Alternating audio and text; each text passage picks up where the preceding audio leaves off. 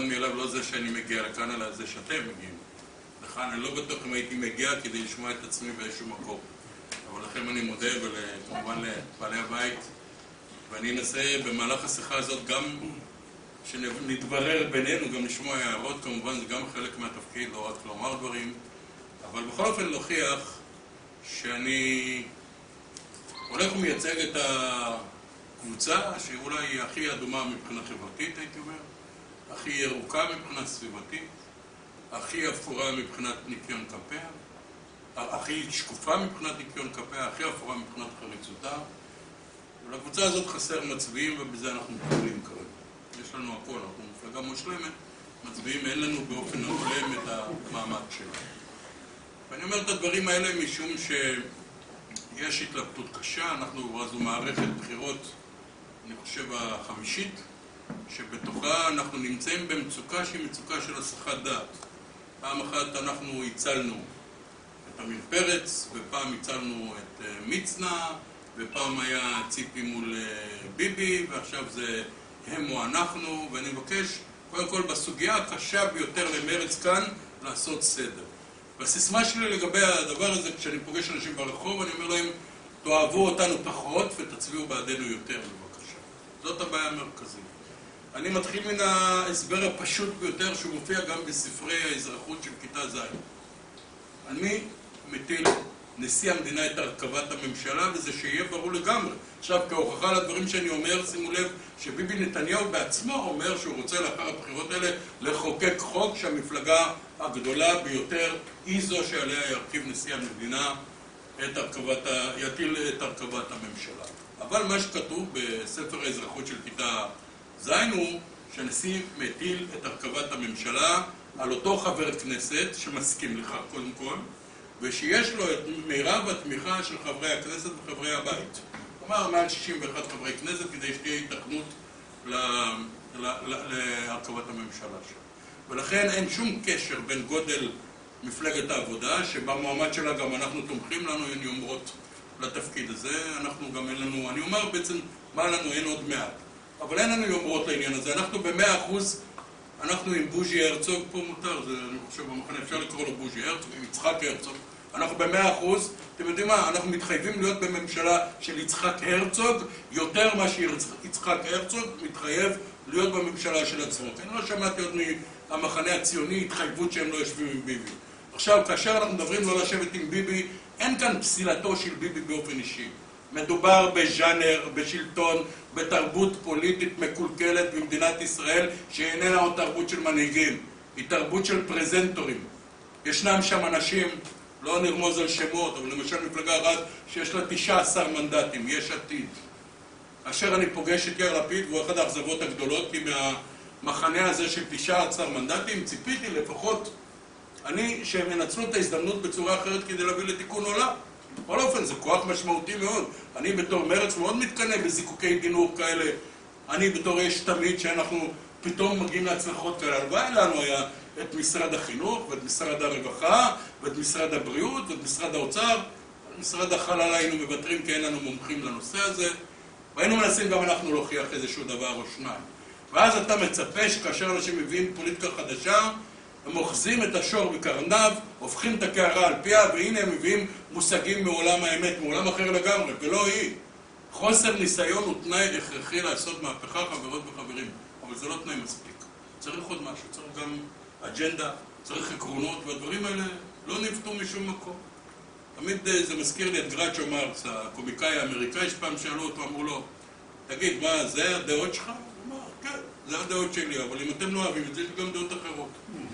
יותר מדי פוליטיקה של הבחור הטוב מול הבחור החתיך, אני יודע, אני לא מקל ראש במה שכחלון עשה, כחלון בהחלט הביא ביטחון סלולרי לציבור בישראל, אבל בעובדה אנשים יכולים לספר על חייהם המחורבנים הרבה יותר בזול מאשר קודם לחבריהם. וזאת עובדה, צריך להכניס את הדברים הללו לפרופורציה כדי שנבין פעם אחת ולתמיד.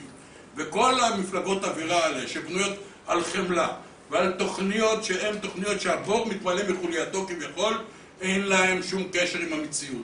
ראיתי את הדבר הזה, בזהיר אמפין באיזה זלזול יש במצביעים כאן, איך הוא אומר, אנחנו ניתן 700 שקלים לכל חייל, מגיע כך הוא אומר, אנחנו 900. אנחנו ניתן 1,400, תהיו רגועים. לכן השיטה הזאת איננה שיטה, אנחנו לא באים לטיב עימה, אנחנו באים לבטח את העם מתוך תפיסת עולם, אחר נציג גם את תוכניתנו הכלכלית של חוק כלים שלובים בכלכלה. בכל כלכלה, אם מישהו מקבל, השני משלם. עכשיו, ממה אנחנו לא שבעי רצון? אנחנו לא שבעי רצון מאופן החלוקה. לא מדובר כאן בחברתיות או חברותיות, או כמעט הייתי אומר, חברתיים נמאסתם עליי כבר. כל איזה טמבל, תסלחו לי, שעוטף בניילון סנדוויץ' בבית תמחוי, הוא חושב שהוא כבר חברתי. היה פעם ראש ממשלה כזה, לא אומר לכם את שמו, אהוד ברק, שהוא אמר, מי שיש לו אוכל במקרר, שייתן לאלה שאין אוכל במקרר. זאת הייתה אפשרות, הפעם היחידה שאנחנו היינו קצת בקואליציה או בממשלה. ואמרנו לו, אני אמרתי לו, אהוד, בשביל דבר כזה לא צריך ראש ממשלה חברתי. מספיק טכנאי קירור חברותי. אנחנו לא מוכנים לבסס כלכלה על חמלה ועל חסד, על וולונטריות ועל פילנטרופיה. לא מתאים לנו. והסיבה שלא מתאים לנו, כי אנחנו רוצים גם לבטח את עצמנו בתוך זה. כי באופן אישי, לי, ואני מניח שלרובכם כן, יש סיכוי פי מיליון להיות אותו אדם שהולך ומתבגר ומגיע לצרכים של אדם מבוגר, של שירות סיעודי ושל ברירה בין תרופה לפרוסה, ופתאום קרה משהו לא צפוי. אני מודה, אני בן אדם חרדתי, תסלחו לי על כך. אנחנו מפלגה חרדתית, למעמד של מעמד הביניים, כי אני חושב בצורה מעמדית. מאשר להיות יצחק תשובה. יש לנו פי מיליון סיכוי להיות האדם הזה מאשר יצחק תשובה.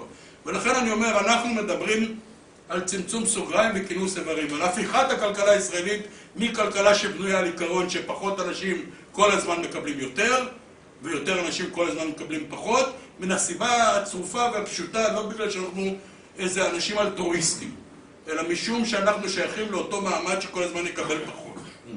כל הזמן יקבל פחות והוא ילך ויתרחב. ואנחנו מדברים על כך שהיום צריך ללכת ולהפוך את היוצרות. לא מעשה של כלכלנים צריכה כלכלת ישראל, מעשה של חשמלאים, להפוך פאזות. עכשיו תראו, אנחנו רצים מאוד מאוד ל-OCD, ואנחנו כל הזמן מדברים על מילים לועזיות שאין לנו שום שחר לגביהם, ואנחנו בסופו של דבר נזם זהב באף החזיר של ה-OCD. כי בכל מה ששוויוני אנחנו במקומות האחרונים, בכל מה שלא שוויוני אנחנו במקומות הראשונים. היחס במדינת ישראל, אחת הרפואות הטובות במדינת ישראל. ואנחנו טוענים שיש זכות לכל אדם, כל אזרח במדינת ישראל, ברגע שהוא שוכב עקוד מתחת לפנסים הגדולים של חדר הניתוח, להיות בטוח ב10 שניות האלה, כמעט שהחומר ההרדמה עובד, שיתפרו אותו בחוט הטוב ביותר ויעשו לו את הכי טוב, ולא משנה כמה כסף יש לו לשלם את זה. ולא משנה לו אם יש לו ביטוח פלטינום או פלטינום פלוס או פלטינום או יהלומים, שלום, שתי בריאה. הדבר הזה איננו משנה, כי יש כאן חוק בריאות ממלכתי. כלומר, הגדלת תוכנית הביטוח היא החשובה. אנחנו מעצימים ככל שאפשר כדי לקבל את הכי טוב שאנחנו צריכים. ואני מדבר על התשתיות בעיקר, על חינוך ובריאות ותעסוקה וקורת גג. עם כל הצער, מה לעשות? מצאנו במחקרים שיותר אנשים מתים מלחץ דם ומסכרת ומזיהום בבתי החולים מאשר מהגרעין האיראני. אתם יכולים להאמין לי, בדקנו את זה. אז לכן במציאות הזאת חייבים להיות רציניים ולא רק פופוליסטים. אין דבר כזה ימין חברתי, אני לא מקבל את זה. ימין זו תפיסת עולם שמאפשרת לכל אחד לישון, ושלא שברת כאן יוקרתי סין. לא, לא יוקרתי ולא מיסים. לא להסגר את הדברים האלה. אצלי בבית זה כמו סניף משותף של ככה שילה, בגלל שיש כל הבימבות של כל הזה, יד צרה כי יש את הקלנועית שלי ועוד כל מיני אביזרים, ותנו לחיות לחיות כי יש חתולים וכלבים וזה, ואתם מוזמנים ואתם יכולים לבוא עם זקנים, עם מוגבלים, עם ילדים, עם חיות, הכל בסדר. אבל אני אומר את הדברים האלה מבחינת שיטת החלוקה שנבין פעם אחת ולתמיד. עוני הוא רק דבר אחד, הוא תוצאה של חלוקה בלתי הוגנת ובלתי נכונה של העושר, ולא משהו אחר. לא איזשהו איזם חברתי של חברתיות ושל חברותיות. ראיתי את מירי רגב עם הקרוון שלה. היא אמרה שזה לא גימיק, זה גם יש פה מסר. כנראה המסר זה המסר לפתרון הליכוד לגבי הנושא של המגורים בקרוב, שזה יהיה קרוון. אז אני מציע לעצמנו, בואו נהיה קצת יותר צנועים. שמעוני, אני התרגשתי מאוד שראיתי את ראש העיר, הם אמרו לי זה ראש המועצה, אני אומר, אתה היית ראש העיר היחיד של מפ"ם בזמנו. אנחנו חשבנו בצורה אחרת על שיטת החלוקה, אתה זוכר?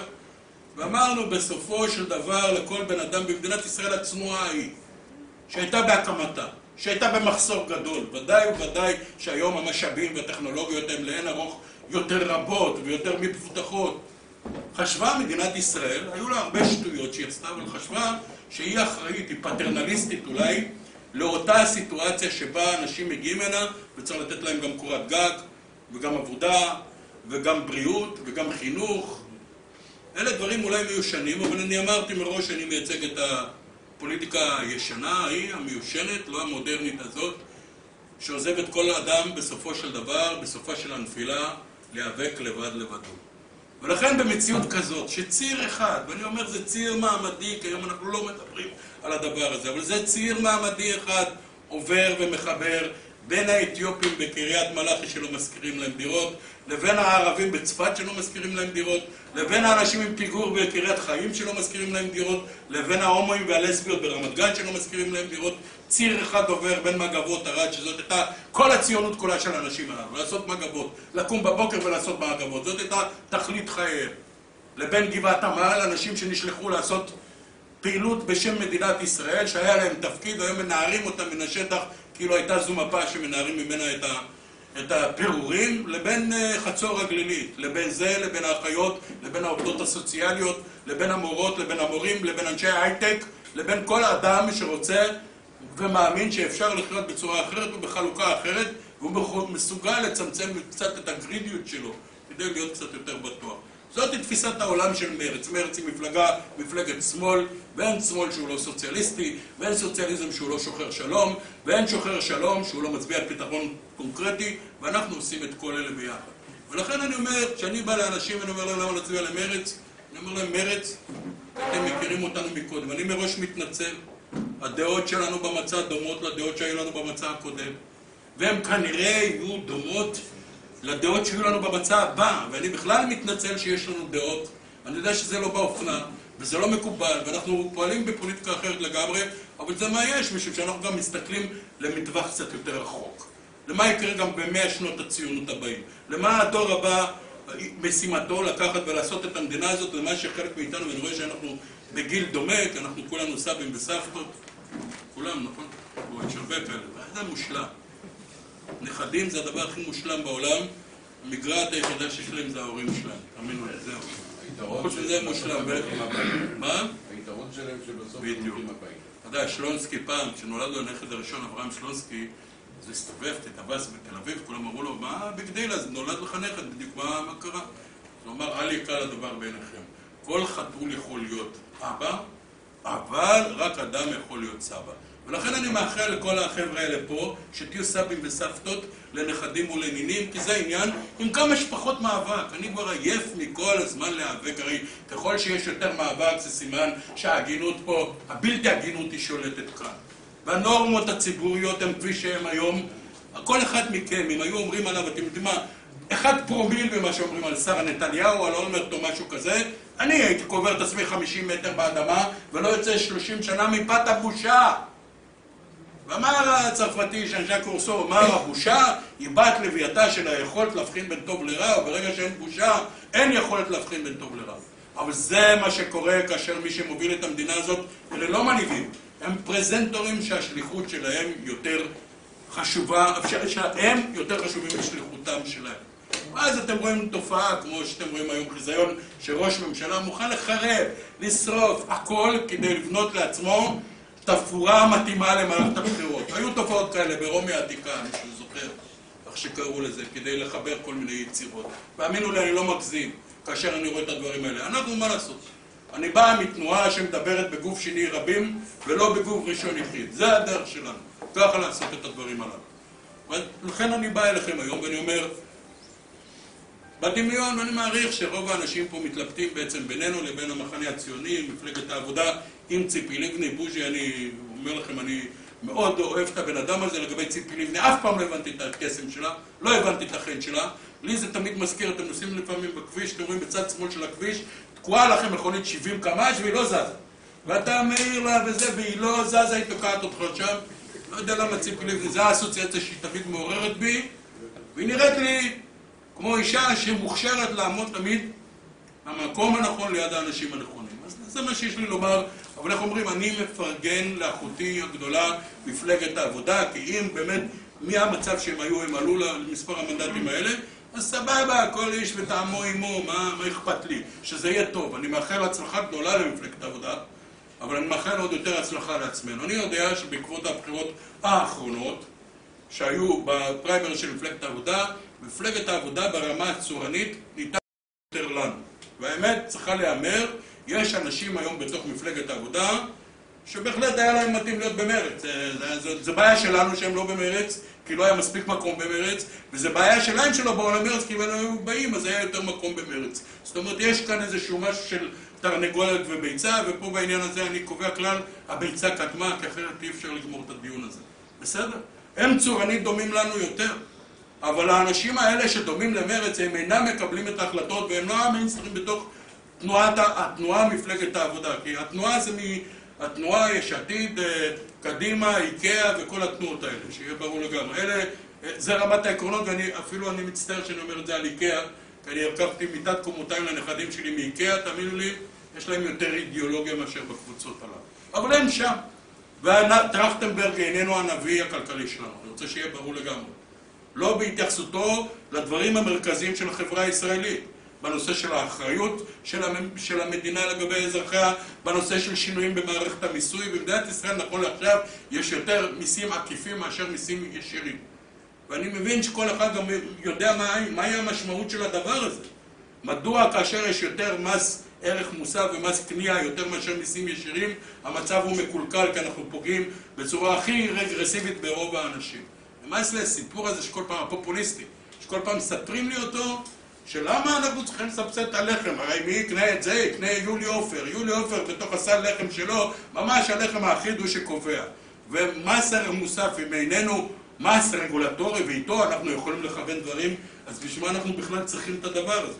ולכן צריך כאן לעשות סדר. סדר כזה שמקיים עקרונות של כלכלת שוק, שימו לב, ותחרות היא טובה ובונה, בתנאי שזה משפר שירות וזה מוריד מחיר ליותר ויותר אנשים. כאשר ההפרטה מטורפת יכולה להרוס מקומות עבודה לאנשים, לעשות אאוטסורסינג בכל דבר, אני לא בטוח אם צריך לשקול את זה על פי אותם אמות מידה. כלומר, הכלל שיותר ויותר אנשים מקבלים פחות ופחות ופחות ופחות יותר ויותר, צריך לעמוד לנו בשיקולים הכלכליים. אזרח במדינת ישראל צריך לשאול את עצמו מי מקבל כמה ולמה, מי משלם כמה ולמה, וכמה אני מקבל. כלומר, כל יום נשאל את עצמנו מה אנחנו נותנים למדינתנו, אבל כל יומיים נשאל מה מדינתנו נותנת לנו, כי אחרת כל המשחק הפוליטי הזה הולך ומתמסמס. אנחנו למודים עשרות שנים של הפרד ומשול, בין קבוצות לקבוצות, בין אינטרסים לאינטרסים, כי יותר קל להפחיד אותנו עם גרעין איראני ובמצב הביטחוני, וכולם באים להשמידנו, ואז אנחנו מפתחים דוקטרינה של אין פרטנר כל החיים שלנו. אנחנו מחפשים דוקטרינה של אין פרטנר, כי ככה הבית היהודי מפרנס את הבית המוסלמי, וישראל ביתנו מפרנסת את פלסטין ביתנו וכו' וכו' וכו', כי כל הקיצונים מכל הצדדים יכולים לפרנס אחד את השני. והחמצנו הזדמנויות, הרבה הזדמנויות.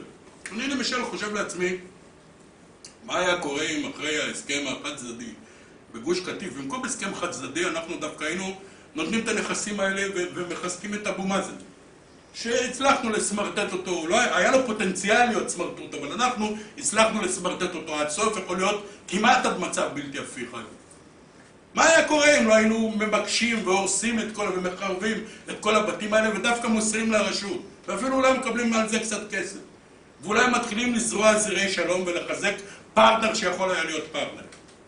אנחנו חיים באתוס הזה שאם ההוא עם השערות על הפנים לא מדברים, ובאמת תזהרו מאנשים עם שערות על הפנים, הם באמת מסוכנים, אין לכם מה. ולאט לאט אנחנו מתקדמים אחרי כל כך הרבה שנים, כדי להגיע למסקנה שצריך שתי מדינות לשני עמים, אבל לא ממש מממשים את זה. כי ביבי העז לומר את זה, אבל היות והוא מנהיג, תמיד הוא מזכיר לצ'מברליין במלחמת העולם השנייה, הוא אמר, בוודאי שאני צריך לעשות מה שהאנשים האלה אומרים לי, הרי אני המנהיג שלהם.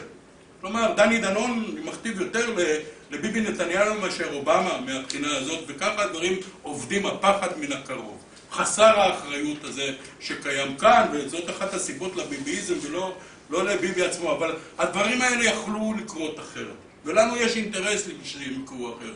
ואנחנו מאמינים שצריכים שניים לטנגו, אבל תמיד את הטנגו מוביל זה שיודע לרקוד יותר טוב ויש לו צעד יותר חזק. נקודה. ומדינת ישראל בסיטואציה שהיא נמצאת, היה לה הרבה יותר מה לתרום למציאות הזאת מאשר היא תרמה באופן אמיתי, מתוך מחשבה תחילה גם אסטרטגית צבאית, גם אם נניח שהשלום שאני מייחל לו, ואני רוצה להגביר עליו את הסיכויים, לא יגיע בכלל. תגיע המלחמה הבאה, מי שאומר תנו לצה"ל לנצח, עם מציאות של 500,000 ויותר תושבים אזרחים בתוך השטחים המובלעות האלה, עם מלחמה מול כוחות בלתי סדירים, צה"ל קשה לו מאוד לנצח, ותסתכלו מה שקורה.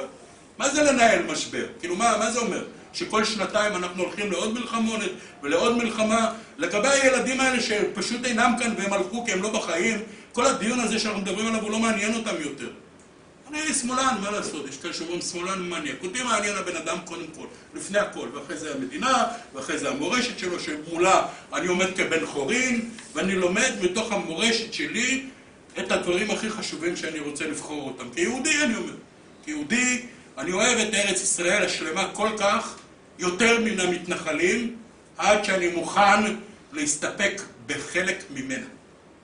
ואם זה לא סימן לאהבה, תגידו לה אתם מה. כי אני רוצה להבטיח את החיים בעתיד כאן. ואני נשען על 3 נביאי ישראל, אחד זה עמוס, נכון, עמוס. אנחנו באשדוד מדברים במילאל, כי זה יותר חברתי כזה, זה יותר קרוב לה.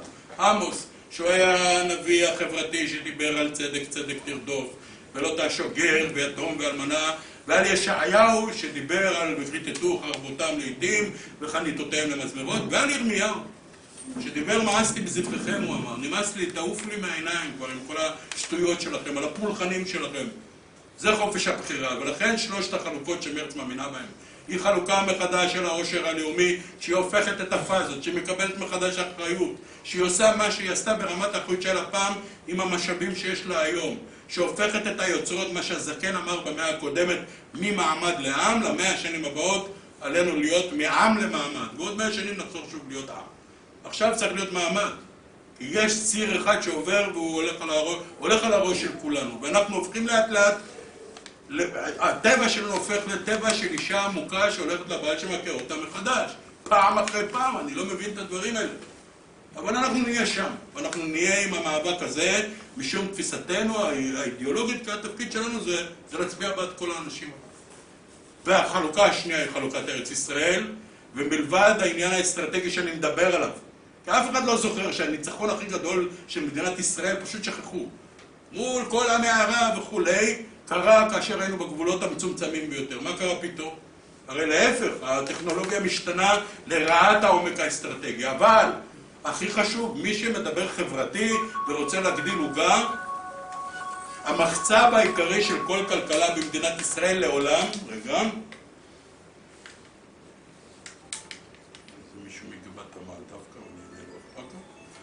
המחצב העיקרי הוא תהליך מדיני. אני אפילו לא אומר שלום, הוא תהליך מדיני. נוצרה הזדמנות חדשה דווקא בגלל ההקצנה במזרח התיכון. פתאום הציונות במדינת ישראל איננה עוד האויב הכי גדול של המדינות הערביות הגרות סביבנו. לא של מצרים, ולא של ירדן, ולא של ערב הסעודית, וגם לא של מדינת פלסטין. ולכן, בעת ובעונה אחת, תוך כדי, יחד עם זאת, צריך לפתור טריטוריאלית את הבעיה שיש כאן, כדי אולי להתכונן, חס וחלילה, ואי אפשר לדעת מה יקרה, למתקפה שתבוא ממקום אחר, לפונדמנטליזם שיורד עלינו כאן. אז לכן אני אומר, בד בבד עם התוכנית הסעודית, שהיא תוכנית מצוינת, היא תוכנית טובה, היא טובה יותר מתוכנית ג'נבה, מהסיבה שכאן מעורבות המדינות הערביות כערובה וכערבון. ואני אומר, במקביל לעניין של הפתרון המקומי כאן, שצריך ללכת בד בבד, יכול להיות שאנחנו נצטרך להקים איזה נאטו אזורית כזאת, שהיא מבוססת על ברית הגנה אזורית לימים שיבואו. לכן, אני לא בא ומייצג כאן קבוצה פציפיסטית ולא פוסט-ציונית, אני מייצג את האחלה הציונות שקיימת. בעיניי, כל מי שלא דוגל בשתי מדינות לשני עמים ודוגל במדינה דו-לאומית, הוא לא פוסט-ציוני, הוא אנטי-ציוני ממדרגה ראשונה, ואני אומר את זה על כל במה ותחת כל עץ רענן, ואני אחטט את רגלי בכל מקום כדי לומר את הדברים האלה. מי שיביא לחורבנה של הציונות ושל חורבנה של מדינת ישראל כאן, זה מי שלא מקבל את העיקרון של שתי מדינות. אם אני מחבר את כל אלה, וגם את ההבדל שלנו לבין האחרים, וגם בין אחותינו הגדולה, שאנחנו מאוד רוצים בצמיחתה, אבל הערובה שהצמיחה שלה בסופו של דבר תתממש להחלפת שלטון, היא רק אם אנחנו נהיה חזקים. שימו לב היסטורית שכל פעם שמרץ הייתה במצב דו-ספרתי, אפשר היה לחולל שינוי ולחולל מהפך. אז לא נותר לי לומר, אלא שאני הייתי הולך ומצביע למרץ ועוזר לה בכל דרך כדי שהיא תצליח. ואני מקווה שנסתפק בזה, אני יכול להמשיך עוד שנים, אבל לא כדאי. הייתי פעם, נקלע לי המפתחות, נסגרו לי במכונית בירושלים. בא לי איזה בחור חרדי, הוא אמר לי, תראה, אני יכול לשחרר את זה בדקה או בשעה, בכל מקרה זה 60 שקל, מה אתה מעדיף? אמרתי לו, כמובן שעה, כי אני לא פרייר, אתם רוצים שנמשיך לשכנע אותם? אז אני עכשיו, תודה רבה, וסלחו לי על העריכות, תכננתי פחות. אלה טענות, מענות, שאלות, לא שאלות קשות, אני בא מהדרום, אבל בבקשה. וכל אחד שגם יאמר את שמו. אני היום בימים אלה עובד כמו מונית בארלוזורוב, ככה, למשרד הסברה. שמי שי, אני מצביע למרץ מ-99, ככה שלא הייתי צריך לשכנע אותי, אבל אני אשאל אותך ככה. יש אנטגוניזם עצום כלפי מרץ, בכל מקום שאני מגיע. איך אנחנו מחדדים את המסרים האלה במשפט אחד? אני יודע שזה קשה מאוד לצמצם את הכל למשפט אחד, אבל בתכלס צריך איזשהו משהו שינער, שזעזע. פשוט אני קם קשה, תראה. אין לי אפשרות להסביר לך את זה במילים, אבל בצורה הזאת. ככה. זה מה שחסר למרץ. זה מה שחסר לשמאל, שכל הזמן הוא היה קורא. כאילו, זה לא הטרדה, זה... אנחנו אפולוגטים, אנחנו לא עושים מספיק. זה הנושא של מגע, גם בתת מודע. אני רוצה להביא גם אנשים שיצביעו למרץ בצורה יותר אינסטינקטיבית, מתוך חוש פרולטרי, פועלי, תקרא לה איך שאתה רוצה. לדעתי, מה שהשמאל... לא, זאת, אתה יכול לשבת. סליחה, לא רציתי. אני חושב, אתה יודע, אני ישבתי וחשבתי על הדבר הזה הרבה זמן. איך אנחנו הכי אדומים, הכי טטטטטה, אני מגיע לקלפי 4-5 מנדטים. מה קורה? ב6, 7. יכול להיות שגם לנו יש אחריות. אני לא בין האלה שמטילים את האחריות על הציבור. יכול להיות שהדיבור שלנו הזה, שאנחנו קורקטיבה, ואנחנו לעולם כל הזמן רק צודקים, ואף פעם לא טועים, ואנחנו רוצים לנצח את כל האנשים כל הזמן, אולי, ותזכרו בעבר שלנו, אולי גם זאת סיבה, למה שאנחנו לא מצליחים להנהיג אנשים? יכול להיות שגם אצלנו צריך לחול משהו. איך הוא יחול הדבר הזה? זה לא עניין שאנחנו נלמד את עצמנו איך נתנהג. זה עניין של איזה זרימת אנשים תבוא פנימה. אם אתם רואים היום את הדור הבא שקיים במרץ, אתם יכולים להבין שהפתרון בו יבוא. זה ייקח עוד זמן. סטיגמות, זה מאוד קשה להשתחרר מהם. וגם אמרו לנו, לא פעם, אמרו לנו, אתם תוותרו על ההומואים, הקיבוצניקים והערבים, אנחנו ניתן לכם 20 מנדטים, אין שום בעיה. אבל אנחנו לא, כי אנחנו כל אלה ביחד. וזה מה שאנחנו מייצגים, ואת הדבר הזה צריך ללכת ולהעביר בצורה הזאת. אפילו יותר חזקה ממה שלחצתי לו את הכתב. כי לא רציתי לפגוע לו בכתב. זו התשובה שיש לי, זאת אומרת, אנטגוניזם, אתה מרכך אותו בצורה... העניין שאנחנו עדינים מדי. במסרים, בתקשורת, ככה אני באמת, סליחה, אני כבר על זה. אני רוצה להגיד לך משהו. אנחנו עדינים כי תפיסת עולמנו היא שאנחנו אצלנו האדם הוא תכלית הכל. יכולנו לבוא ולהגיד מול הנושא של הכפייה הדתית, של לאכול בשר חזיר ביום כיפור בבית קברות ונידה וקוראים לך כהן, זה מצווה, זה לא הדין, זה בוטה, זה שם לך חד משמעית את הדברים. אני לא חושב שמישהו אומר דברים כאלה הוא אדם חילוני, אני חושב סתם אדם רע. כי אני בעד מציאות שכל אחד יתערב בתוך הצלחת שלו. אני יודע שבבוטות ובמסתמה ובשנאה לציבורים, אז מי ששונא חרדים זוכה ב15 מנדטים. מי ששונא בערבים זוכה ב15 מנדטים.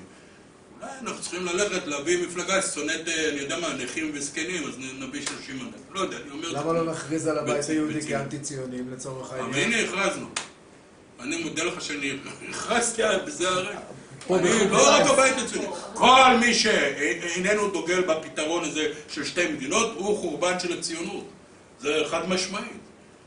אין פה מה לעשות. אגב, לנו, אמרתי שאני אגיד לכם גם מה אין לנו.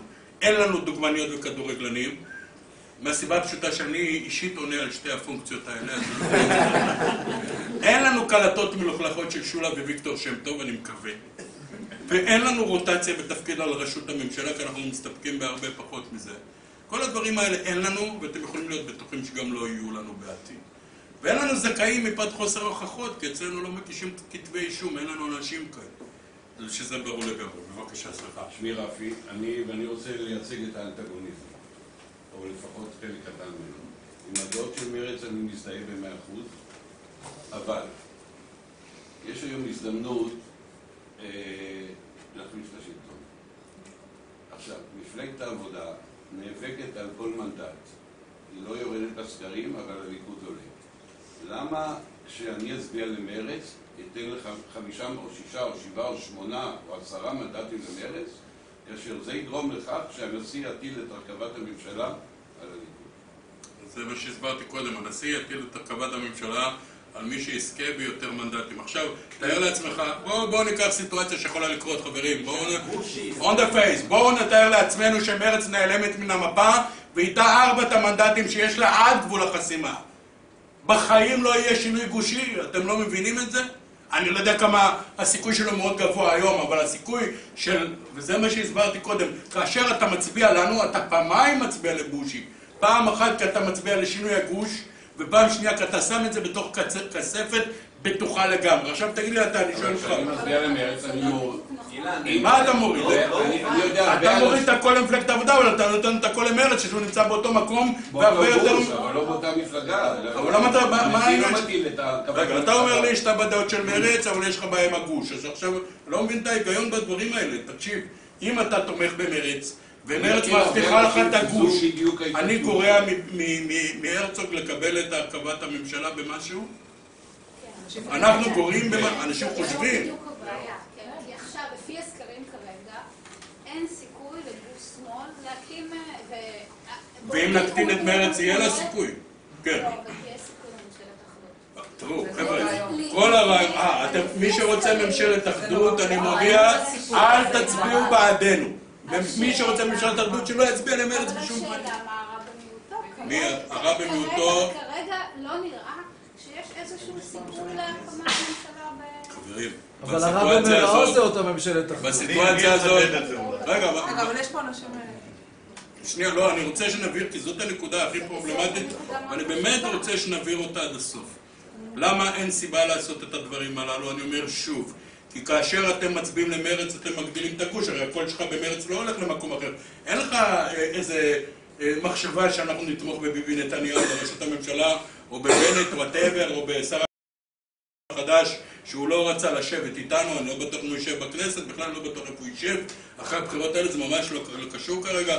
אתה מבין שזה ב100% הולך רק לדבר אחד, להרצוג. שנייה, אני פשוט לא רוצה להתקשות בזה, אני קצת דיסלקט ואני רוצה להסביר את זה מצוין בתור. מה? אתה רוצה לעזור לי? לא, הוא לא היה פה כשהסברת בהתחלה. כל העניין הזה שהנשיא... כן, הוא היה, לא, אבל אני... הייתי והבנתי, אבל העניינים יותר פשוטים. אני לא מדבר על מצעים ואידיאולוגיות, אין שום בעיה. אבל בסופו של יום המספרים מדברים. מי שמקבל יותר מנדטים, הוא מקבל את הרכבת הממשלה. יצביע מי שמקבל יותר מנדטים, בעיקרון שתבין, גם אם מרץ תהיה 24 מנדטים ובוז'י יהיה 12, אנחנו מתחייבים להטיל על בוז'י להרכיב את הממשלה. אבל ההבדל בין בוז'י או מפלגת העבודה, בואו לא נגיד בוז'י, אני קורא לזה מפלגת העבודה. מי, יואל חסון, עדיף לך מאשר להכניס מפלגת העבודה. אז אני לא מבין. אילן, בסופו של דבר צריך להקים קואליציה. אני אומר שלא.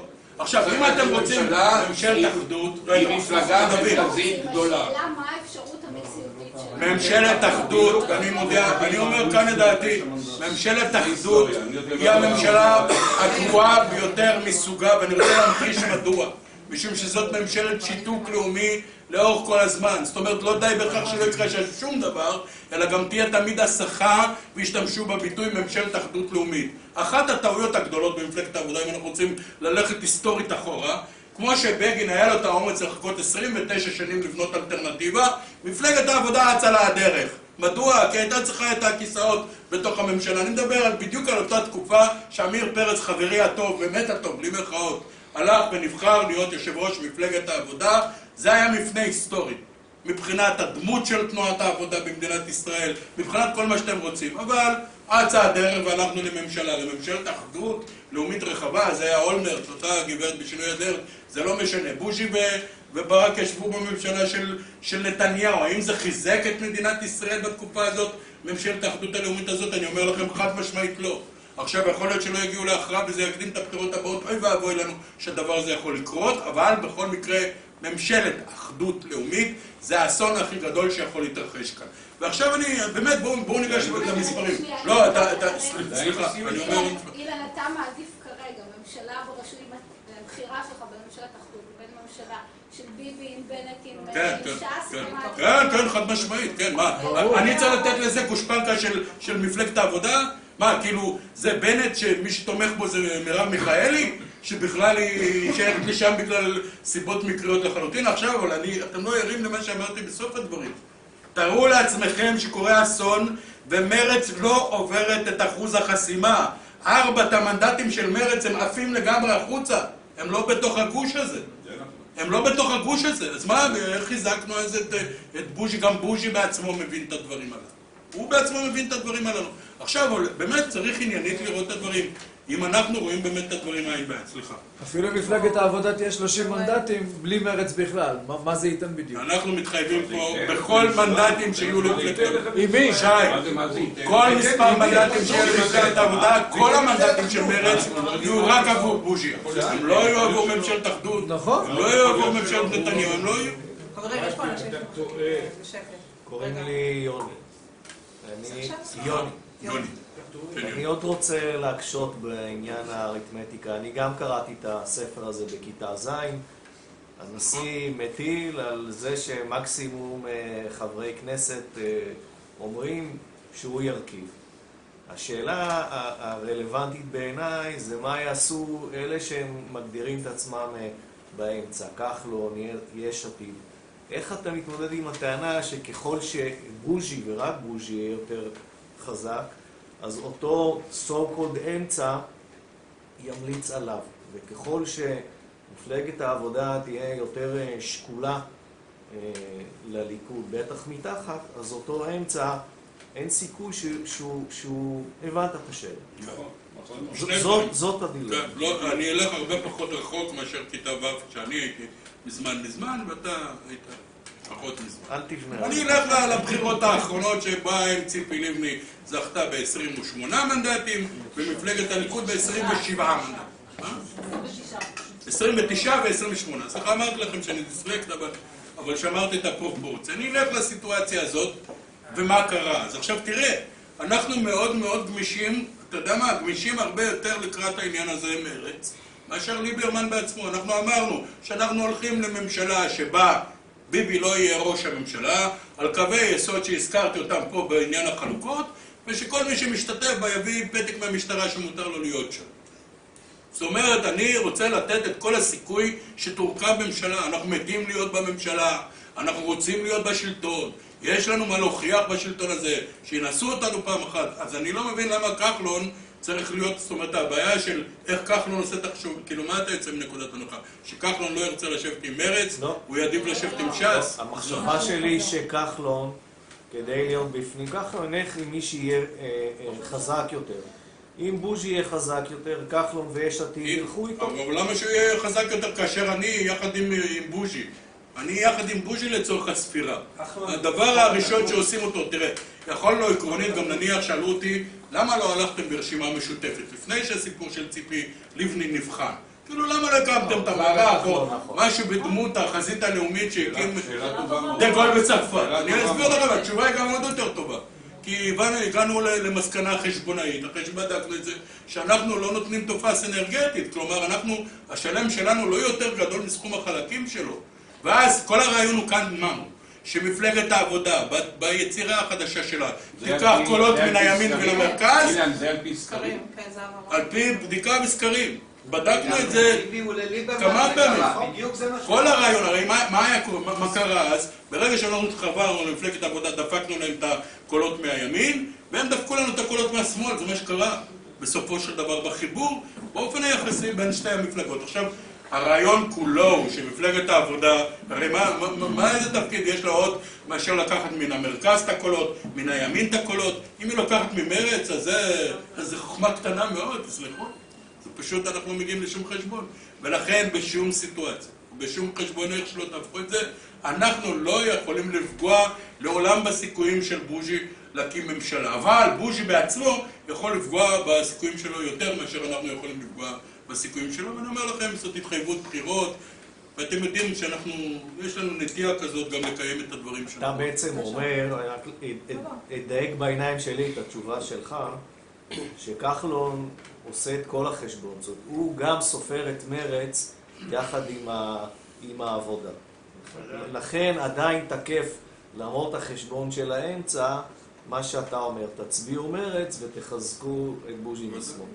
אם אני צריך לחשוב איפה הסיכויים שלנו מגיעים, אתה יודע מה, אני אגיד לא על בסיס של נתונים מדעיים, על בסיס של הלך רוחות ושל רכילות. בסדר, אנחנו פחות או יותר מכירים זה. אז כחלון וגם יאיר לפיד שנזרק מכל המדרגות, וכחלון שיש לו בעיה מאוד מאוד קשה עם ביבי, הם יעדיפו הרכב שונה ואחר, גם עם מרץ בתוך ההרכב הזה ושל בוז'י. ולכן זה הסיטואציה. עכשיו אני יודע שהיום... מה? היו לכם שיחות עם כחלון? לא. לא היו לנו שיחות עם כחלון, לא היו לנו שיחות, אנחנו לא מרכיבים ממשלה. אנחנו תומכים רק בבוז'י. זה הכל. גם איתו לא היו שיחות, אנחנו תומכים בו באופן חד צדדי, מכריחים אותו, אונסים אותו להיות ראש הממשלה. אין לנו שום הסכם איתו, הוא גם לא הציע לנו כלום. אגב, גם אנחנו לא מפלגה של ציידים כדי להגיד לכם מה אור הדוב שאנחנו רוצים לקבל. אנחנו לא ציידים, אנחנו נראה. כל תפקיד שיהיה לנו חלוקתי, במאמר המוסגר שהשליחות שלנו חשובה מאיתנו, הוא שיתקיים. מכאן ועד לעולמי עולמי. תשע, לאחת הנשים שלה, שתפיסו לי עבוד. אני מזור. את רצית? אז אחת מכן. אני רוצה לשאול לכם נורית. מפלגה אידיאולוגית, אידיאליסטית, שלא קיימת, לא... קיימת. עדיין קיימת. אין מפלגות כאלה. אין כאלה. ואני שואלת שאולי באמת אתם צריכים לשנות את הדיסק ואולי להיות יותר פרגמטיים. אחת השאלות שאני שואלת, למה אתם לא מצליחים להיכנס לתוך ציבור שהרבה פעמים אתם מדברים חברתיים, ויש ציבור שאפשר לדבר איתו, ואני מדברת נניח על הפריפריה, אני מדברת באמת על אנשים שהם הכי נפגעים מאותן מפלגות גדולות, שמבטיחים להם הרבה ומקיימים מעט, שבסופו של דבר אותם האנשים הולכים ומצביעים שוב בהצבעה חוזרת, אתם לא מצליחים לפרוץ, כן? סוג של קהל מסוים אני אקלוט. אפילו היום שכבר אין קיבוצניקים. אני אענה לך תשובה מאוד, סליחה שאני עונה שאלה תשובה, זה פשוט, יש לי אלצהיימר נעורים כזה. ילצהיימר זה נקרא. אני אענה לך כאילו בתשובה מאוד מאוד אישית. וכי את חושבת שלו האנשים שלנו היו רק רוצים להגיע, נניח סחבק, לא היה עובר גם את בחינות ה-IQ בליכוד, איפה שעבר דני דנון ואחרים, כדי להגיע ורק להיות בשלטון? השאלה היא מה המשמעות של הדברים עליו. כי אנחנו גם יכולים לשבת בממשלה ולא להשפיע, אז אנחנו מעדיפים להיות באופוזיציה. אין לנו תכלית, אלא להיות מפלגה אידיאולוגית, כי אם נהיה משהו אחר, אז מי צריך אותם? בשביל מה הלך להצביע בעדנו אם אנחנו נהיה איזה כחלון כזה או איזה יאיר לפיד כזה? זאת אומרת, אז מה נהיה פה? אז יש להם הרבה יותר יתרונות על פנינו, חוץ מהמראה שאני נראה הרבה יותר טוב. לא, באמת, כאילו, כן, אנחנו מפלגה אידיאולוגית, אנחנו מאמינים בדרך הזאת, אנחנו גם מאמינים בדרך הזאת לעוד 100 שנים, כי מדינת ישראל, בלי תפיסת עולם ואידיאולוגיה של מה שהיא ניסתה להיות, חברה שהיא מופתית, והיא טובה לאזרחיה, ואנחנו אזרחיה, אז תסלחו לי, אנחנו צועקים על אלה שכועסים על אלה שהלכו לברלין, במקום לחשוב מה עושים כדי שהם לא ילכו לשם. זאת המשמעות האמיתית. איך אתה מייצר כאן אבן שואבת לחברה שלך. ולכן, כן, אני חושב שאין, אני אגיד לך ככה, אין פן בלהיות הדבר הזה. שמעתי שיש ימין פרגמטי, זה ליברמן.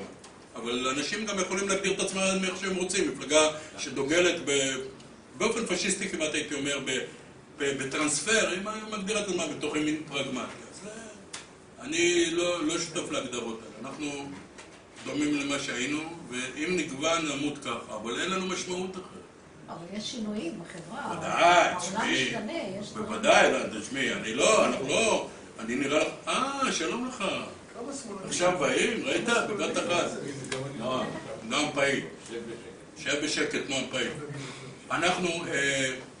לא יהיה לנו שום יתרון במקרה כזה, ואין לנו אז תפקיד. אני בהחלט חושב, תדעת, אני לפעמים מבקר אדם שב-180 מעלות עמדותיו הפוכות לשלי, מאשר אדם שאין לו דעות בכלל.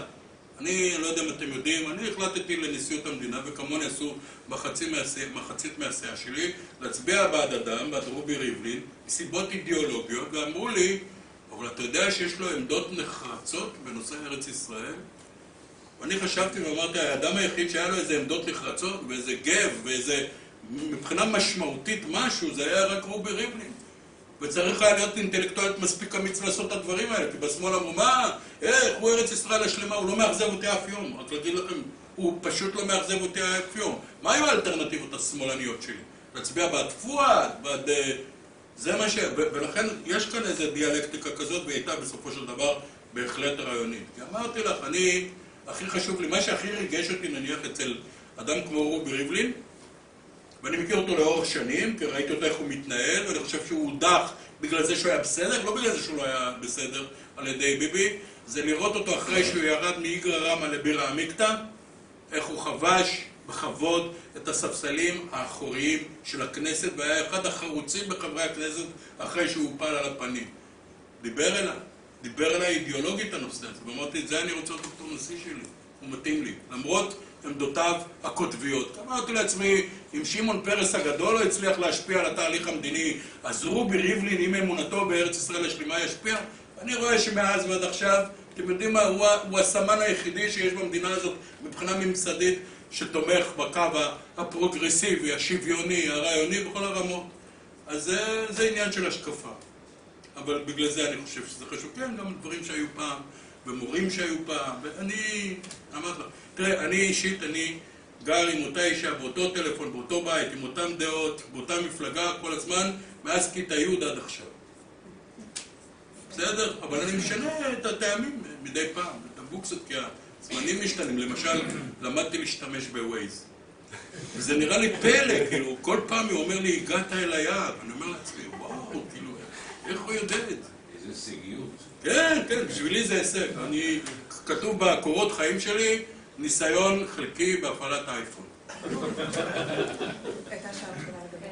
שם רק לבטח. אתה מצא לך משכנע אותי בבלתי אמצעיות שלך, אסנת, בבלתי אמצעיות שלך, בכנות שלך, ביושר שלך, ובזה אני כאן. אני כאן כי אני עדיין מתלבטת. אני פה ועדיין אני מתנדלת, אבל זה עדיין לא שכנעת אותי עם המנדטים למי הנשיא פונה. כי אני זוכרת בזיכרון שלי שציפי לבני, ב-29 מנדטים שלה, היא פשוט לא רצתה. היא לא ניסתה. לא בגלל שלא נתנו לה. אני חושבת שאפילו, אני זוכרת, בתקשורת אמרו שכאילו הוא נותן לה, אבל היא ויתרה, כי היא לא רצתה להיות עם החרדים. עכשיו היה סיפור כזה. אבל תראי, אם בוז'י לא ירצה גם, לא יעזור לכלום. רגע, אילה, עכשיו, אני לא זוכרת את שמה של האישה, אבל שאלה שאלה, נורית, שאתה לא, לדעתי אתה לא ענית לה. אתה בא מהדרום. ואני כל הזמן מסתכלת על עיירות הפיתוח, ירוחם, כל המקומות האלה שהם שבויים של ביבי, כי הוא איזה מנהיג כוחני והם אוהבים כוח, ולא ברור לי מה קורה שם, ובאמת יוקר המחיה עולה והכל. אני שואלת אם אתם בכלל מגיעים לשם, כי להגיע להוד השרון, אני בטוחה ששלושת רבעי מהאנשים פה, פחות או יותר מקסימום, יצביעו מחנה ציוני, לא מרץ. השאלה אם אתה מגיע לשם, כי אתה בן אדם שמבחינתי, הרבה יותר מזהבה גלאון, כאילו יכול יותר להשפיע במקומות האלה, בפשטות שלך, במקום, אז אתה מבין מה אני אומרת? ולי זה כואב שבאמת, כמו שרפי אמר, יש פה הזדמנות. יש פה הזדמנות, ואם זה לא יקרה, לדעתי, מבחינתי, ביבי לנצח, עד שהוא יחליט לעזוב. עד ששרה תגיד לו ללכת. הוא לנצח פה. בואי נפריד בין שני דברים שפה דיברת עליהם. קודם כל אני מודה לך על מה שאת אומרת. זה ממש לא מאמץ, תאמיני לי. אני יודע שכל מיני אנשים מנסים להפוך לפוזה. אני מכיר את המציאות הזאת. אנחנו חיים במציאות ש80% מהישראלים לא יודעים מה קורה איתם, ו20% האחרים זה מתווכים, עורכי דין ולבנת פורן. אני לא חי במציאות הזאת. אני את המציאות הזאת רוצה לשנות. לאשדוד אני מגיע כמעט כל ערב. כל ערב בעצם. אני מגיע לשם, גם שימשתי בתפקידים בתוך הערב שלי, ורצתי מטעם מרץ. השאלה אם אתם לא עושים עבודת שטח של הפיל שורש את הארץ. תראי, הציר האישי שלי זה עובר בערד, במגבות, בגבעת עמל. זה כשאומרים שאנחנו מפלגה תל אביבית, אני המקום התל אביבי שאני הולך אליו, אני וחבריי, הם בגבעת עמל, שנבין. זה הציר שאנחנו כל הזמן עוברים אותו. אז יבואו ויגידו אנשים, היי, אתה מתעסק כל פעם, עוזר לכל הנכים האלה, עד שזה, ולמה הם לא מצביעים לנו? הוא אומר, התפקיד שלי זה להצביע עבורם. כאילו, כי אם אני לא אצביע עבורם, ואני אנסה להיות פרגמטי, ואני מחפש רק לעשות פה טוב, אני מתנגד בזרם החינוך למוכר שאיננו רשמי. מכירים את הזרם הזה? עכשיו, רוב האוכלוסייה שלנו, או רבים מן המצביעים שלנו, הם בתוך העניין הזה. אני מאמין בחינוך ממלכתי, בזרם אחד ממלכתי לכל המדינה. לפעמים אני משלם מחירים על זה בתוך המחנה שלי, בתוך קבוצת המחנה שלנו בשמאל, של אנשים שהם אוהבים מאוד את האנושות, אבל פחות את האנשים. אני לא מוכן להתפשר עם הדבר הזה. ועם זה אנחנו הולכים. עכשיו אין לזה שום שייכות לגבי החשבון שאת עליו עומדת, ובצדק, ואני מנסה שוב להסביר לך. אין משמעות לכך אלא לטובה כדי להבטיח את בוז'י לקבל את מה שהוא רוצה להגיע, אם הוא ירצה להגיע, כי אם הוא לא ירצה להגיע לדבר הזה, כמו שאת אומרת שציפי לא רצתה. אם הוא לא ירצה, אז ודאי אין סיבה להקטין אותנו, כי אז אוי ואבוי. אתם גם תגדילו אותו וגם לא ירצה, אז מה עשינו? למה שלא ירצה? לא, היא אמרה שציפי הלכה, אני אקח את הדוגמה. היא לא רצתה, בסדר. א', בוז'י רוצה. ב', כל מה שיש, זה שייך אצלו. ג', אם לא יצביעו בעדנו, אנחנו יכולים להפיל את כל הרי אתם מתארים לעצמכם שאם אנחנו ניפול קרוב מאוד לאחוז החסימה. את כל המפה מהווה אלי ישי עם 4 מנדטים יוצאים ונכנסים כל הזמן, תשימו לב טוב לחשבון. אני רוצה שתאמין לי, אתה יודע מה, אולי, איך? לא היה עדיף לעשות הסכם עודפים עם המפלגות הערביות? שאנחנו נעשה, תראי, יש לנו, אמרת לך, אני עם מפלגה לאומית ודוב חנין, אין לי עניין ואף פעם לא היה לי עניין, גם לא עם חדש בזמנו, בוודאי עם המפלגות הערביות, אין לי מפלגות ערביות. לא, אני רוצה הסכם עודפים עם מפלגת העבודה כדי שלא נפסיד פירור. לא אנחנו ולא הם. זה יהיה כזה? יש לנו, מה זה? אנחנו חשבנו עם מפלגת העבודה הסכם עודפים. ההסכם הזה הוא קיים, זאת אומרת, אין אובדן של קולות בין אלה לאלה. עכשיו זה לגמרי טבעי, חברים. אנחנו בסך הכל החלק הפרוגרסיבי של תנועת העבודה. לא יכולנו מחר, לאלה שזוכרים קצת היסטוריה, הצעירים לא שומעים עכשיו, להקים את פועלי ציון שמאל, היינו מקימים אותם מחדש, יחד עם אנשים בתוך מפלגת העבודה. זו מציאות שהיא איננה מתרחשת עכשיו, כי אנחנו צריכים, איך אומרים, להתאקלם קצת בתוך העניין, לא עד כדי פרגמטיות, כי פרגמטים, אנחנו ודאי פרגמטים, כי אנחנו בעד פשרות, אבל אנחנו צריכים להיות פרגמטים על אותו גבול שהפשרה בתוך הפוליטיקה היא עובדת. ברגע שהיא מבטלת את מה שאתה רוצה לעשות, אז אין לנו משמעות, אין לנו טעם לדבר. ואת תהיי רגועה בעניין של החשבון, האמיני לי. תהיי רגועה. השאלה נוספת, אם אתם עושים באמת חריש בכל הארץ, כמו שאני שומעת שלפיד מגיע לכל חוק, הוא פשוט עולה בסקרים. הוא עולה, אני לא יודעת למה הוא עולה, אבל הוא עולה. ברור גם שהוא לוקח מהמחנה הציוני, קולות. אני אפילו התחלתי להתלבש בשחור. מה אני יכול לעשות? מה את רוצה שזה? לא, היא צודקת, אנחנו מסתובבים. תראי, אמרתי לך קודם, יש לנו בעיה שאנחנו מפלגה מושלמת עם פחות מדי חברי כנסת וגם פחות מדי מצביעים. ואנחנו חורשים מצד החמה, מצד הנשמה, בכל מקום. מי? להחליף את העם. לא, אז אני אמרתי, אני לא מקל על עצמי כזה להחליף את העם. אני לא בעד להחליף את העם. אני חושב שהעם הזה הוא מפוחד, אני חושב שהעם הזה הוא במצוקה, אני חושב שהוא מופרד, אני חושב שכל הזמן מפחידים אותו במרעין בישין ובכל מיני דברים כאלה. אם 8-10 מנדטים מסוגלים להצביע בעד גנב מורשע שישב בכנסת, זה מסביר לכם הרבה מאוד דברים על העם ומה שיתוף הפעולה. אבל כאן, בכל זאת, המחאה של 2011 עשתה משהו, אני כן רואה איזה אור בקצה המנהרה. נכון שעשתה מקח טעות עם יש עתיד, אבל אנשים סוף סוף הצליחו להבין שאם הם רוצים לשנות את המציאות שלהם, הם יכולים רק באופן פוליטי בדמוקרטיה לעשות את זה.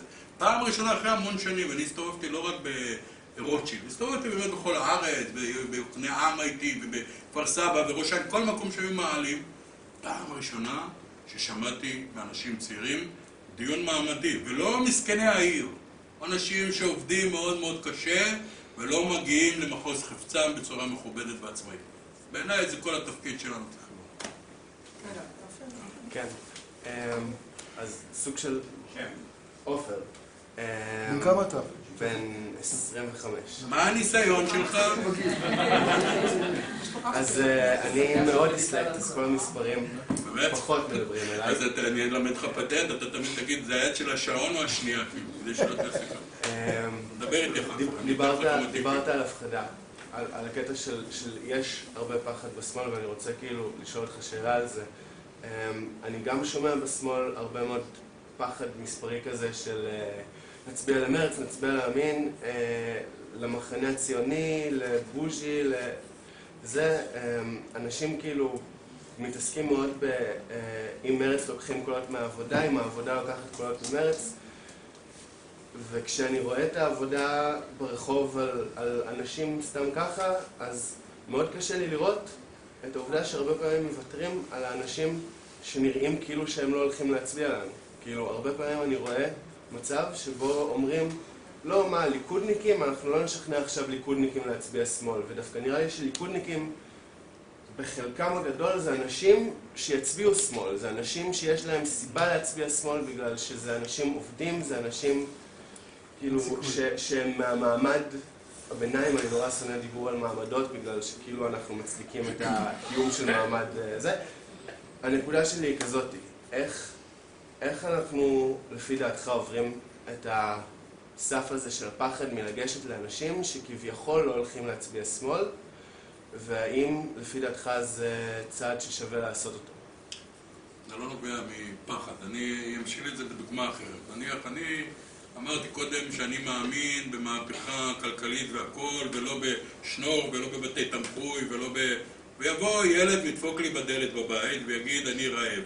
אז מה אני אעשה? אני אסביר לו את כל ההסבר הארוך הזה? לא, אני אקרא שכין לו סנדוויץ' קודם כל, תן לו לאכול ונמשיך במהפכה.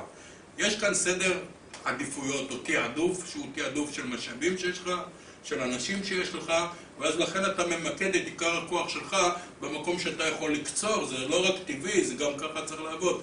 תאר לעצמך, נניח, לדוגמה, הייתה לנו דילמה, האם ללכת למכינות הדתיות האלה בשומרון ובזה. ואני מהאנשים שהולכים לכל מקום, אני מוכן לשלם להם בשומרון כדי להופיע אצלם. לא שזה מחרים אותם, להפך, כי שם אני רוצה לדבר.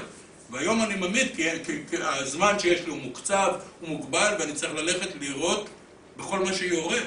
ולכן החיפוש הזה, אני מתחיל לחפש להגדיל את המטווח שלי בתוך הקרובים, כמו שמפלגת העבודה צריכה לעשות יותר טוב ממני. היא יכולה, יש להם סיכוי יותר בתוך הימין. ככל שהם לוקחים כל אחד ועושה תמסורת של קולות לכיוון היותר שמאלי, זה מה שאני רוצה. ולכן, לטווח החוק אתה מאוד צודק, אבל צריך לעבור כמה מהלכים. היה, אני לא יודע, אני למדתי בבית ספר שבכיתה ו' הלכנו לצבא כי היינו בני 17, אבל הדבר האחרון שאני זוכר מהבית ספר הזה, זה היה צמצום סוגריים וכינוס איברים. יש דבר כזה עוד היום?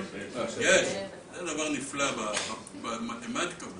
זה צמצום סוגריים וכינוס איברים. אני מאוד מזדהה עם מה שאתה אומר, אבל עכשיו יש לי מוקצבים 35 ימים. אני אילן גילון, רגל אחת. צריך להקציב את עצמי למה קודם? לקרני שומרון לישיבה או ללכת לתיכון בליך בתל אביב? זו השאלה. אני רוצה לענות לא, רק תשובה קצת. מה שמך? עופר. עופר, התשובה לשאלה שלך, למה האנשים האלה לא נראים לשכנוע, כי הם מצביעים לא בגלל מצבם הכלכלי הירוד או הלא טוב, אלא בגלל הדעות הימניות שלהם מדינית-ביטחונית. אז זהו, אני לא... את זה לא תנפץ. לא, אז אני רוצה להגיד לך, וזה בדיוק רציתי להגיד משהו. אני באופן אישי הצלחתי לשכנע 5 מצביעי ליכוד להצביע למרץ. אני חושבת ש... באיזה בחירות, יוספה? מה? בחירות הקרובות? אני חייבת להגיד שזה לפני צוק איתן, כי כמה התבטאויות של זהבה גלאון פשוט חרבו את... אבל אני חושבת שיש פה... אני ממש מסכימה איתו, כי יש לי בדודה שעבדה הרבה בדרום תל אביב. אנשים שמצביעים ליכוד וש"ס, אפשר לשכנע אותם להצביע למרץ. יש איזה מין סטיגמה כזאת סביב מרץ. שמאל, לא שמאל. כן, אבל כשבאים ומסבירים, כשאתה בא לבן אדם ואתה לא מוצא לו, אתה שואל אותו, מה הדעות שלו? אבל אני שואל אותך עכשיו באופן פשוט, מסכים למה שאת אומרת, כי אני שמאלן. אני מאמין שאנשים חיים אפשר לתקן. מה אני עכשיו עושה? יש לי 6 אנשים עם 11 רגליים. איך אני מחלק אותם ב-30 יום הבאים? לא רק חברי הכנסת. תראה, אני שוחד. גם אלה. אנחנו משלמים שוחד אחרי הבחירות, אתה מכיר אותם. לא, בואו ניקח את הדוכנים לשומרון ולעלה. רגע, לא הבנתי. מה היא אומרת? היא אומרת שצריך ללכת ולשכנע את הימין. אז אני, האסטרטגיה שלי שמפלגת העבודה תשכנע את הימין, זה תפקידה, יותר קל לה, ואני אשכנע את המרכז שמאל, יותר קל לי, סך הכל לחבר את זה. נהפוך הוא, כי מפלגת העבודה הייתה בשלטון. המצב של האנשים שם לא השתנה אבל הם לא מצביעים בגלל זה, הם לא מצביעים בגלל זה. חבר'ה, כמו תראו, לקבוצת כדורגל. בהמון דברים, אני מבקש, תקשיבו, בכל מה שדיברת עד עכשיו אני מבין ככה, בנושא של לחיות באשדוד, ומה זה התודעה מייצרת את ההוויה צריכה לייצר את התודעה, אני מבין איזה דבר או שניים, האמינו לי, אני חי בתוך עמי, ואני בכלל חושב שהביטוי לשורשים זה היכולת של בן אדם להזדקן בנופי ילדותו, והנה אני מוצא את עצמי 30 מטר צפונית אליי, 300 מטר גר פינטו ו400 מטר גר חסן. לא נעים כל כך. אבל זאת המציאות שבה אני חי, אני מבין מה את אומרת, ויש סיכוי, אבל צריך לעבור מספר שלבים. זה נקרא צמצום סוגריים וכינוסי בריא. ומשם צריך ללכת. השאלה נשאלה גם ממקום דומה אני אמרתי, זה אותו דבר, תשאלתם את אותה שאלה. ממקום דומה של ישבתי עם בחור, כאילו פגשתי בחור ארס מפחיד לאללה, שנראה לי כאילו שאין לי מה לדבר איתו, ישבתי איתו חצי שעה, דיברתי על מה שאתה עושה בכנסת ומה שעשית בכנסת, ופתאום הוא אומר לי כאילו, פאק איט, מה... שכנעתי אנשים כזה. שהצליחו 20 שנה, אני באמת חושבת שיש... והאנשים האלה לא יודעים מה אנחנו עושים. האנשים האלה לא יודעים מה אנחנו עושים. אז אתה ראש מרץ, אני בא למרץ, אומר להם טומטם, תבוא למרץ, נהיה ראש מרץ, אבל לא... זה מה קודם למה, ביצה או תרנה, אני מכיר את זה. לכן אני אומר לאנשים, תעשו לי טובה, תאהבו אותי פחות עכשיו, תצביעו בעדי יותר, תודה רבה. לא, זה שתבין, יש כאן תהליך, אני מאמין בסופו של דבר שמדינת ישראל תהיה, השלטון יהיה פה בעוד 15 ו-20 שנה מחדש בידי השמאל, בידי תנועת העבודה, זה מה שיקרה כאן. זה עוד חזון למועד, כי בסך הכל האסימון לאט לאט יורד. אפילו ביבי הבין אחרי כל כך הרבה זמן שצריך ללכת לשתי מדינות. עוד לא מעז לעשות את זה. אבל הרבה מאוד מן הדברים, מי שזוכר שמה? הוא כבר חזר פה בערים. בסדר, הוא חזר, הוא יחזור בו אחרת אם משהו אחר יקרה. הוא לא... זה בעיה שבן אדם במשרד הוא מפחד מליברמן ובבית מאשתו. אני חושב. רגע, שנייה אחת. אני רוצה רגע לחזור שנייה אחת לעניין של החשבון. אם מרץ לא עוברת את אחוז החסימה, זה קטסטרופה ברמה כזאת שזה לא שהקולות הולכים לאיבוד, זה שהקולות האלה מתפזרים בין המפלגות שעוברות את אחוז החסימה לפי הגודל שלהם. זה אומר שאם יהיו 120,000 מצביעי מרץ וזה לא יעבור את אחוז החסימה לעומת 130,000 והם כן יעברו, ה-120,000 האלה הולכים, 15,000 הולכים לבנט, 25,000 הולכים לליכוד. אנחנו מכניסים את ציפי חוטובלי ואת אורית סטרוק ככה, עושים להם את הקמפיין הכי טוב שהם יכלו לקבל מהבחינה הזאת. אם לא תהיה אף מפלגה שתצטרף למרץ, שתצטרף להרצוג ותתמוך בו, אז כל האלה שעל הגדר, לפיד, כחלון, חרדים, כל מי שנמצא באזור הזה, אף אחד לא ירגיש צורך להצטרף לתוך הדבר הזה. זאת אומרת, הבחירה שלהם כבר תהיה הרבה יותר קלה. הרצוג יהיה במצב הזה ראש האופוזיציה ברגע הראשון. אני מבקש למחות על משהו. כי פה מתחילים לעסוק בדיסקציה של מרץ, מה יקרה אם היא לא תעבור את אחוז החסימה. בהוד השרון יש סניף של 150 חברים רשומים, לפני הבחירות הקודמות היינו 60 חברים רשומים. אז זה דבר אחד. דבר שני, הסיבה להצביע עבור מרץ זה לא כדי שהיא תעבור את אחוז החסימה. הסיבה להצביע עבור מרץ זה בגלל העקרונות של המפלגה הזאת, ובגלל שצירוף כזה של עקרונות חברתיים ואהבה לשלום אין בשום מפלגה אחרת. גם כחלון לא. זאת הסיבה. והסיבה היא, אנחנו צריכים את מרץ שיהיו לה 10 מנדטים, לא 5 מעבר לאחוז החסימה. צריכים להיות 10 מנדטים, וזה תלוי בכל אחד ואחד מכם. רוב האנשים שיושבים פה עושים את השיקול האסטרטגי, ולכן האמירה פחד אלוהים, אם לא נעבור את אחוז החסימה, היא מצוינת וחשובה. אותי אנחנו לא שם. אנחנו לא במצב הזה. 19 מנדטים הצביעו. כל אחד שעושה מעשה כזה צריך לחשוב באותו זמן. זו הבחינה המוסרית של מעשה, שכולם עושים את אותו דבר כמוהו באותו זמן. ואז הסכנה הזאת יכולה להיות. אם רוצים לבחון את הדברים, ככה, אנחנו לא שם בשום פנים, תודה להם, אנחנו לא שם בשום פנים. ההודעות על מותנו היו מוקדמות מדי. אלון, בתקווה שבאמת תהיה חלק משמעותי בממשלה, מה התוכנית קונקרטית, מדינית, ביטחונית מול חיזבאללה, מול חמאס? יותר קונקרטית, עכשיו יש זליגת טילים מעזה, פרובוקציה כמו ב-2006 בלבנון, או משלוח נגיד של נשקים שוברי שוויון לחיזבאללה. מה המרץ? אבל הדברים שונים. קודם כל, לדעתי בראש ובראשונה צריך להנשים את מה שיכול להיות פרטנר, מה שנשאר לנו מהפרטנר. צריך להבין שהפתרון בעזה בסופו של דבר חייב לעבור דרך רמאללה. אם גם התיאום הביטחוני יעלם בקרוב, וגם זה יכול לקרות, כפי שאנחנו רואים את הדברים. כפי שלא הבנתי את תבונתו של ראש הממשלה ביום שאבו מאזן רצה ללכת אל האום, זה היה עוד שנה שעברה, זה היה בכ"ט בנובמבר, אם אתם זוכרים. איזה בן אדם, איזה טמטום זה יכול להיות, וחוסר אחריות ואנטי ציונות. הרי אבו מאזן בא לומר שהוא מקבל את הסכם החלוקה אחרי 68 שנים, אתה בתור ציוני לא מקבל את זה, אז אין לי מה להגיד. אני מחפש לעצמי להנשים את הפרטנר שלי, לשחרר את המצור על זה ככל שאני יכול. כן, אני נמצא במצב דואלי. מצד אחד, ואני אומר לך בתור תושב דרום שחש את הדברים כאילו יותר מבקרוב, שאנחנו צריכים, לא חובתנו, לא זכותנו להגן על ילדינו, חובתנו, אבל אנחנו נמצאים עדיין במציאות שאנחנו צריכים גם להגן על ילדי עזה, ולהתחיל לאט לאט להנשים את התהליך הזה, וללכת למפת דרכים מסודרת. ואפשר להתאפק קצת עם הבנייה המפגרת הזאת בכל מקום רק כדי לעצבן את כל העולם. יש מספיק מקום איפה שאנשים האלה יגורו.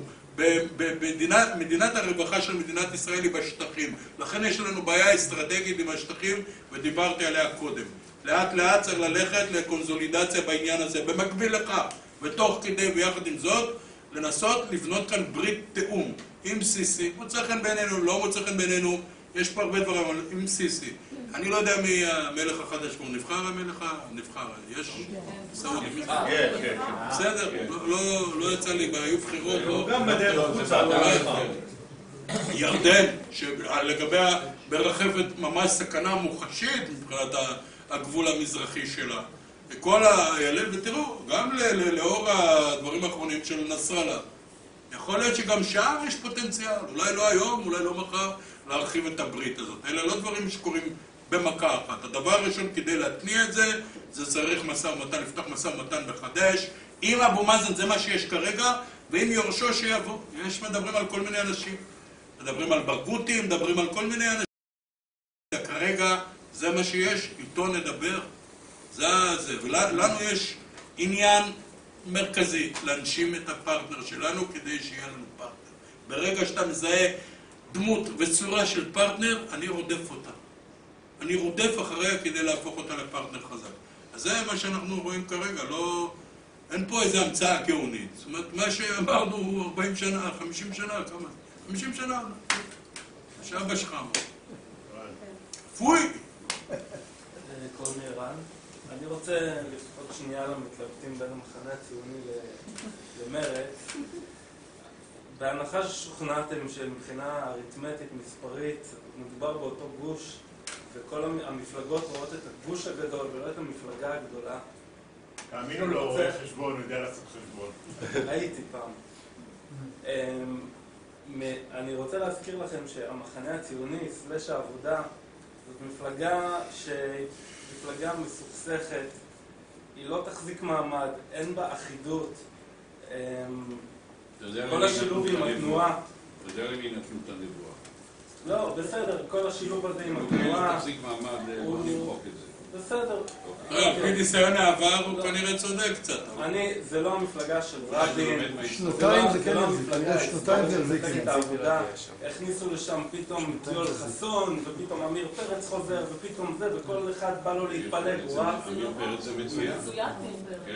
לא, אני אומר, יוצאים, חוזרים, מסתכסכים.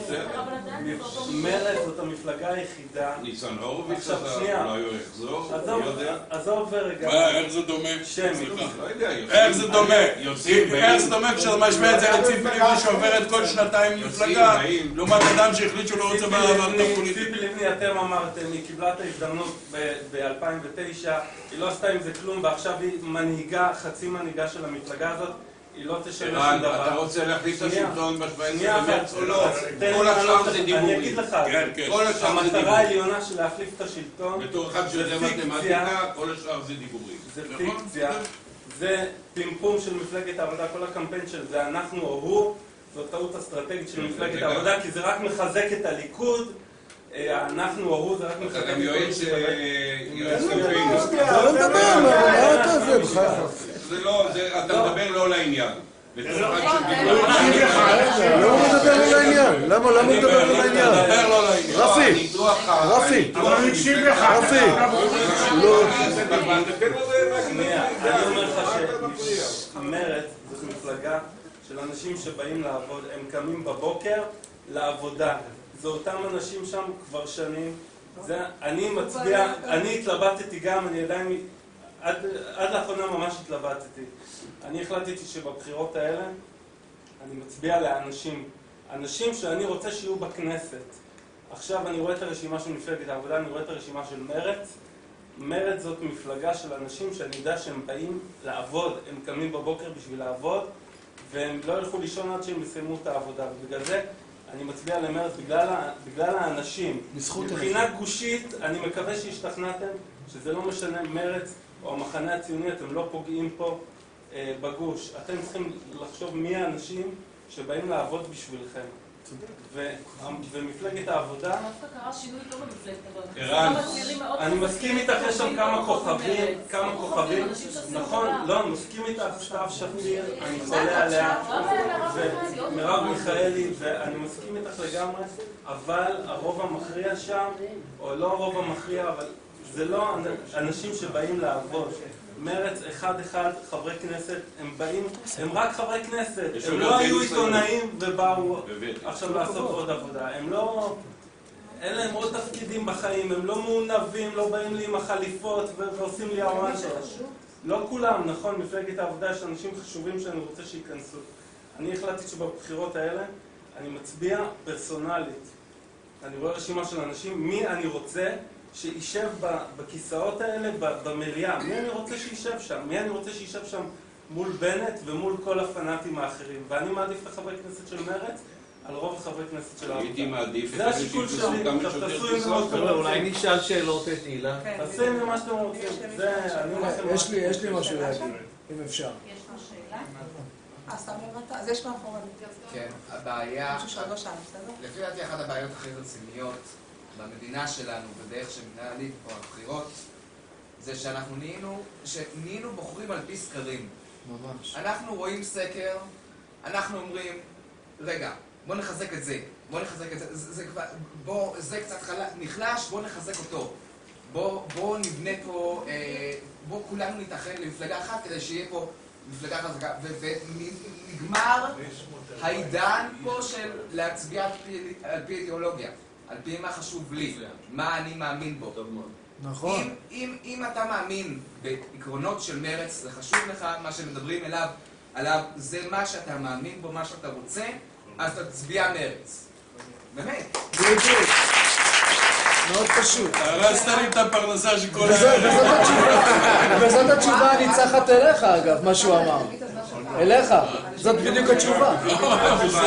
בוא נחזור על זה. זה מה שנקרא בקליפת הצ'יפ. לא, התשובה היא, אנחנו מנסים את אסטרטגית. תישארו מאוחדים. לכי מה שאתה מאמין בו, זה כלל בחיים. זה כלל בחיים.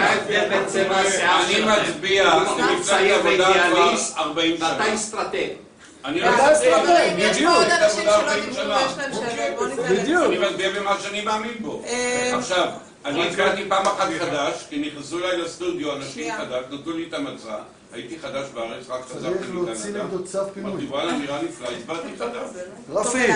רפי, אנחנו נוציא אותך, רפי. בואו, יש פה עוד מישהו שנייה, יש פה עוד, ראיתי שניים שעוד לא דיברו בכלל, בואו ניתן להם, ואז ככל שאילן יאפשר לו הזמן כן או לא.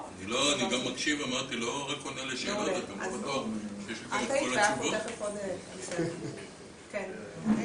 סיגל, השאלה שלי, האמת היא קשורה קצת בעקיפין, אבל אני רואה שאתה היית המון בגבעת עמל. השאלה שלי, אם אתה מרגיש שיש שם אנשים שיצביעו למרץ בעקבות הפעילות. זה נראה אחרי הבחירות. אני לא עשיתי את השיקול הזה כשהייתי בגבעת עמל. אני הלכתי לגבעת עמל, משום שגבעת עמל הוא סיפור שבקליפת אגוז הוא סיפור של מדינת ישראל כולה. איך מדינה מוכרת קרקע עם האנשים שעליה ומפזר אותם כאילו לכל רוח, בלי לקבל אחריות עליהם, והם יודעים כל האנשים האלה. תאמינו לי, הייתי בפירוק עצמו, בזה שהיס"מ הגיע ופירק לאנשים את הבית, שנמצאים שם מ-1947. הם נמצאים שם. ואני לא יכול שלא להיות עם האנשים האלה, אם הם יצביעו בעדי או לא. זה ברור לי, אבל שואלת, האם הרגשת שם שאיזה אסימון נופל, או ש... אנחנו נראה אחרי הבחירות. אני לא רוצה להתנבא. לדעתי, כנראה שזה עוזר, זאתי הדרך. הייתי עושה את זה בכל מצב ובכל מחיר, ואני גם מתחייב בעתיד לעשות את זה אותו דבר. זה לא בדיוק המצב של המתנחלים גם? בדיוק המצב של המתנחלים, ותדע לך, זה בדיוק מה שאני משווה. כאשר פינו אנשים מגוש קטיף, בסופו של דבר, זה היה דומה, כאילו אמרו להם, אתם לכו תדברו עם עניה. אנחנו לא מעניינים אותי, אתם מפונים. כאן אומרים למשפחת אלפסי ולמשפחת קזז, לכו תדברו עם קוזאינו ועם תשובה. יאנו, תתערבו ביניכם, מה זה מעניין אותי? גמרתם את העבודה, עשיתם את זה, זה בלתי נסבל. הסיפור הזה הוא בלתי נסבל, הוא קורע לב. אז לכן אני לא יודע, אני מקווה מאוד שכן. אם יבוא, אני רק נורא מבסוטי. למדתי איזה עיקרון בחיים הפוליטיים, שאתה עושה מה שצריך לעשות ושוכח מזה, כי אחרת תהיה תמיד ממורמר ותמיד מתוסכל, ואתה בסך הכל רוב הימים אתה מנסה לתקן דברים שבכלל לא היה צריכים להיות מקולקלים. מצב כזה לא היה צריך להיות באותה חברה שכולכם מאמינים שהייתה צריכה להיות כאן. אנשים כאלה. אז הצענו את כל הפתרונות באוויר. אפילו שקוזאינוב הזה והתשובה הזה, האבו-נפחות האלה, שלא הפסידו כלום, שיתנו להם זכויות באוויר, קחו אחריות. ראש עיריית תל אביב הוא אדם עם לב ערל, אני מוכרח להגיד את זה, וצטטו אותו איך שאתם רוצים. זה ניבט בכל דבר בתל אביב, הערלות לב של האיש חולדאי, והדבר הזה לא מגיע לפתרונו, והמדינה מנהרת חוצנה, מה אכפת לה? זה לא העניין שלה, האנשים האלה. ולכן אני לא יודע לענות לך על זה. ויכול להיות שזה עוד לא הזמן שזה יקרה. ואולי כן, קצת, אנשים אמרו, כן, אבל אני לא תופס אותם במילה. לא תופס אותם בצערם בכלל. היי, שמי עומר, אני... בכמה אתה? אני בן 20. רציתי לשאול, קודם כל, מה הדברים העיקריים שאתם תתחילו מההתחלה לעשות בענייני דת ומדינה, כמו נישואים אזרחיים, פתיחה של עסקים בשבת ותחבורה ציבורית, והאם באיזשהם נושאים בדת ומדינה יש משהו שקו אדום בשבילכם, ואם לא יעשו את זה, לא תיכנסו לממשלה, אפילו אם יהיו את כל התנאים ובוז'י הרצוג והכל. ועוד דבר אחד, היה לאחרונה את העניין הזה של חוק ישראל היום, ורציתי לדעת מה עמדת מרץ בחוק הזה, כי לפחות בתקשורת לא שמעתי אתכם מדברים על זה. כן, בוודאי, אבל פצלנו בנושא הזה, אתה יודע. אז מה... אבל נדבר על זה, בסדר. קודם כל בנושא דת ומדינה, הרי כל מה שאמרת זה דברים שכאילו עשינו והנחנו ברמה של חוקים, ברית זוגיות, נישואים אזרחיים וכו'. אנחנו בגדול מדברים על הפרדה מוחלטת בין הממסד הדתי, בדיוק כמו שמתנהל היום בצרפת. הדת והמדינה, מערכת היחסים כזאת איתה, וזה אומר בעצם שכל אזרח, ברגע שהוא מקיים את החוקה האזרחית של מדינתו, הוא מה בראש שלו, ירצה יתחתן עם רב, ירצה יתחתן עם זה, ייסע פה ואחרת, מתוך כיבוד הדדי. תוך כיבוד הדדי. אין לי שום עניין ללכת בשכונת מאה שערים ולהנהיג תחבורה ציבורית בשבת. זה סתם כדי לדחוף אצבע בעין, ואמרתי, אנחנו שמאלנים, אנחנו מכבדים כל בן אדם באשר לדרכו. עכשיו, אנחנו גם לא מביאים מסתמה כלפי הציבור החרדי. בעינינו, הציבור החרדי הוא קורבן לעסקה אפלה שנעשתה על גבו, ואני מפריד בין הפרנסים שלהם לבין הציבור. זה צריך לעשות את ההפרדה הזאת באופן מסודר ומוחלט. מישהו נהנה מן הדבר הזה. חברים, לו היה אל המעיין החינוך התורני, היה משקיע בתלמידים שלו, מה שאתם כולכם השקעתם באל המעיין החינוך התורני, כל תלמיד היה מקבל לא BA, הוא היה מקבל BA, MA וגם TWA. אבל הדבר הזה לא קורה, כי לאף אחד אין שם עניין, כי שולטים באנשים. אז לכן, זה העניין המרכזי, זאת אומרת, ללכת לזרם חינוך אחד, על זה אנחנו מדברים, אין יותר רשמי שאינו מוכר, ואז גם הבעיה של לימודי ליבה או לא לימודי ליבה, היא כבר לא מעניינת בעניין הזה, מי שירצה ילמד לעצמו כלום, מה שצריך. לגבי הנושא הזה של הפרדת דת ממדינה, על זה אנחנו מדברים. ולכל אחד תהיה את הזכות בדרכו לעשות את זה, בן עם בן, בת עם בת, כל מה שאתה רוצה. זה לא מענייני. בפאזל הזה, בעינינו יש מקום לכל צבע, לכל מין, ארסים וחנונים, הומואים וסטרייטים, וכולי וכולי וכולי, דרומים וצפונים. בסדר? הנה, אנחנו משל אינטגרציה. אני דרומי, אתם צפונים, מהשרון, שרונים, שזה עוד יותר מצפונים, ולכן זה. שאלת אותי עוד משהו ולי, שכחתי. ישראל היום.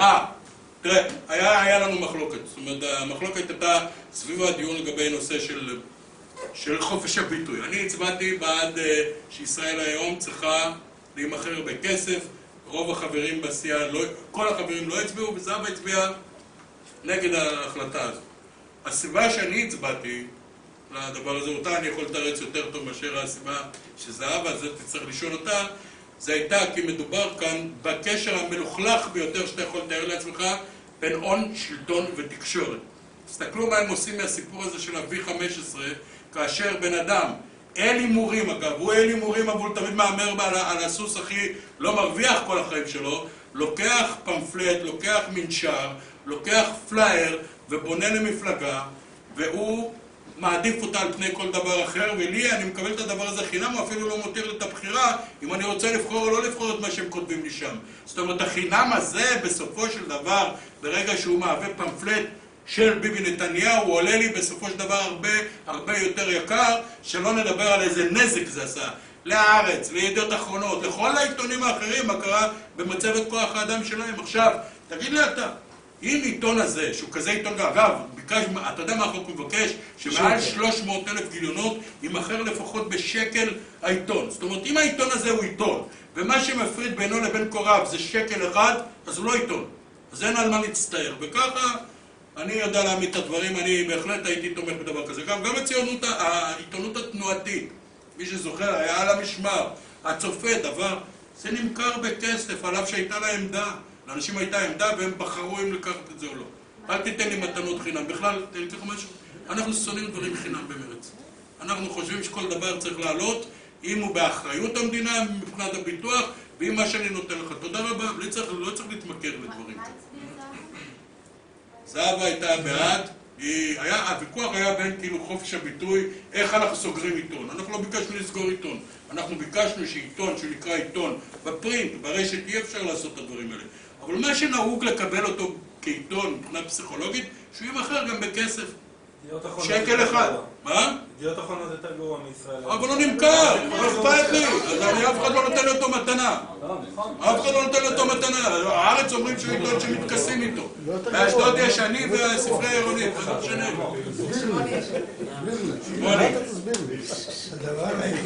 שמעוני, תספר להם שאני רצתי בקמפיין שלך. ראש העיר של מפ"ם היחיד שהיה ויהיה, נכון? אין כבר מפ"ם. לא, אין סכנה כזה. אני לא מתאים לתקופה. אילן, הדבר הזה היחידי בישראל היום, שאני לוקח תשבצים. יש להם תשבצים טובים, אני לוקח אותם. שמעוני, אני אביא לך תשבצים, עזוב. אביא לך תשבצים שמאלנים. יש לי באייפון. יש לי באייפון תשבצים. חברים, אני רואה גם שמתחילים לזוז. קודם כל אני רוצה להודות לאילן גילאון שהגיע הערב.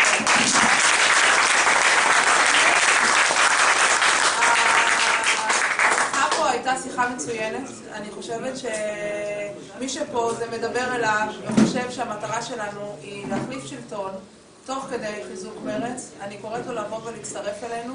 אני מצביעה מרץ כי אני יודעת שזה פתק שיום אחרי אני לא אתבייש בו. הוא תמיד ייצג אותי, אני לא אגיד האם בחרתי, חיזקתי, לא חיזקתי, עם השיקולים האסטרטגיים שלי.